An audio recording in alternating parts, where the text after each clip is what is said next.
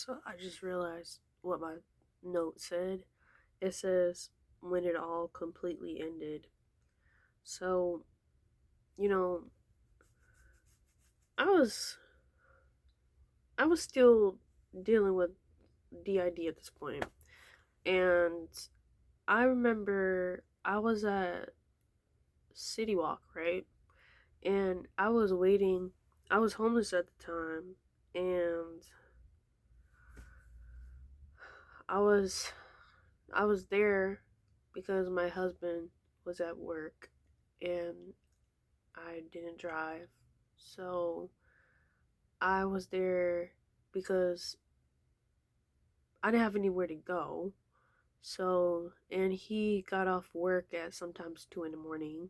So it was easier for me to be there than to be stuck in a car or somewhere else. Because City Walk also closes at random times. And usually they're late. And yeah, it was just easier. And I remember this girl went, um, walked up to me and she's like, "Hey, how are you?" And I was like, "Hi."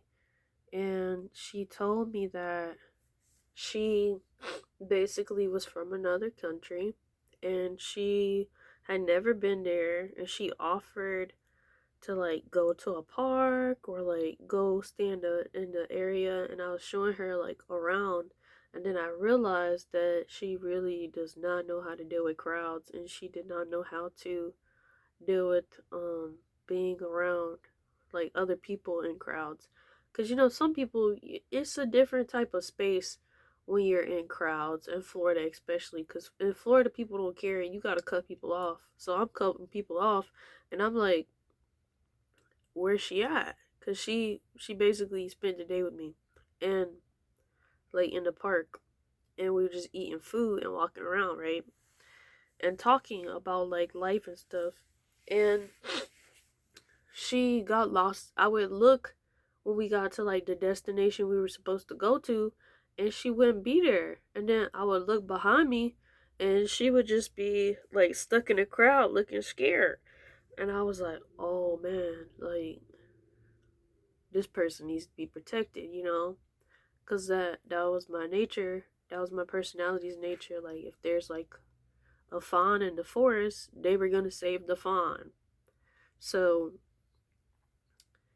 they basically took care of her the whole day. Told her what to buy, what not to buy, what was a good deal, what was a bad deal.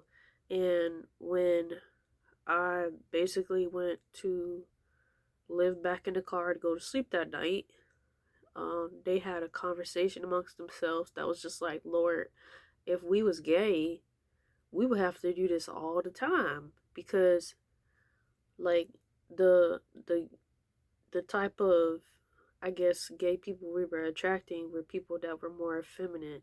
And I was like, they were like, man, like we would we would be exhausted by having to protect this lady all the time.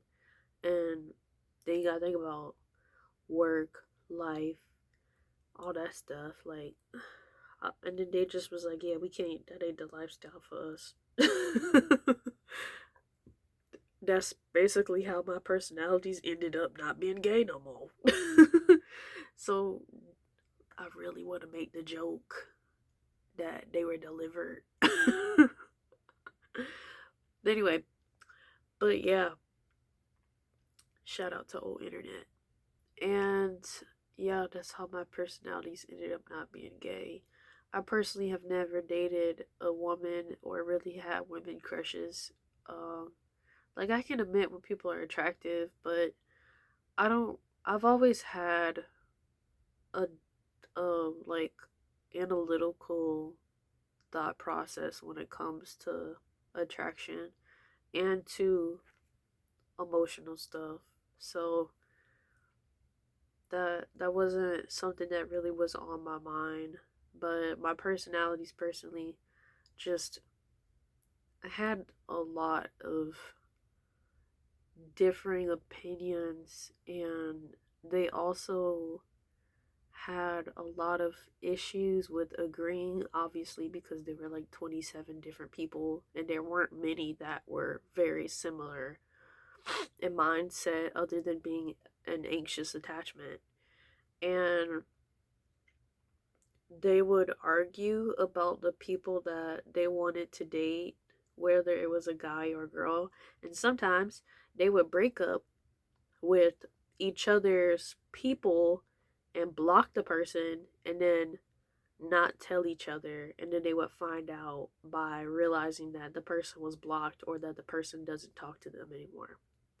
So there was a lot going on mentally and socially.